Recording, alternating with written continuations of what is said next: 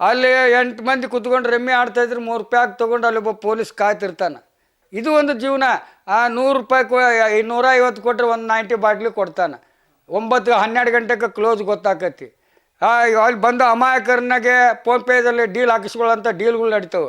ಇವತ್ತು ದೊಡ್ಡ ಕ್ರಿಮಿನಲ್ ಯಾವ ಸ್ಥಳ ಯಾವುದಂದ್ರೆ ಕಾನೂನು ಏನು ಇಟ್ಟೈತಲ್ಲ, ಪರಿವರ್ತನೆ ಜಗದ ನಿಯಮ ಅಂತ ಜೈಲುಗಳು, ಅಲ್ಲಿ ದೊಡ್ಡ ದೊಡ್ಡ ಅಪರಾಧಗಳು ನಡೀತವೆ. ಕೊಲೆ ಆಗಿದ್ದವು, ಇಂಟ್ರೆಸ್ಟ್ ರೇಪ್ ಆಗಿದ್ದು, ಇದು ಎಸ್ಕೇಪ್ ಆಗಿದ್ದಾರೆ ಅಲ್ಲಿ ಎಲ್ಲೇ ಬಳ್ಳಾರಿಯಲ್ಲಿ ಅಬ್ಬಾಯಿ ಪೀರಿಯಡ್ನಲ್ಲೇನೇ ಆಗಿದ್ದಾರೆ. 4 ಮಂದಿ ಒಂದು ಸಲ ಗೋಡೆ ಹಾರೋಗಿದ್ದಾರೆ. ಒಳಗಡೆ ಒಳಗಡೆ ಇದ್ದವರು ಸೆಲ್ನಿಂದ ಹೊರಗೆ ಬಂದು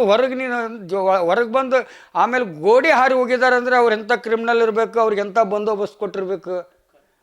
ಒಂದು ಸೆಲ್ನಾಗ ಗೋಡೆ ಕೊರೆದು ಅದ್ರಾಗ 2 ಫೂಟ್ ಅಗಲ ಗೋಡೆ ಕೊರೆದು ಸಿಮೆಂಟಿದ್ದು ಗಾರೇಜಾಗ ಹೊಡೆದು ಅದರಿಂದನೂ ಹೊರಗೆ ಬಂದು ಬಾಂಬ್ ಇಟ್ಟು ಗಾಡಿ ಹಾರಿ ಹೋದಂಥ ಎಸ್ಕೇಪ್ ಆದಂಥ ಹಿಸ್ಟ್ರಿ ನನ್ನಂತಲ್ಲಿ ಅದು ಬಳ್ಳಾರಿ ಜಿಲ್ದು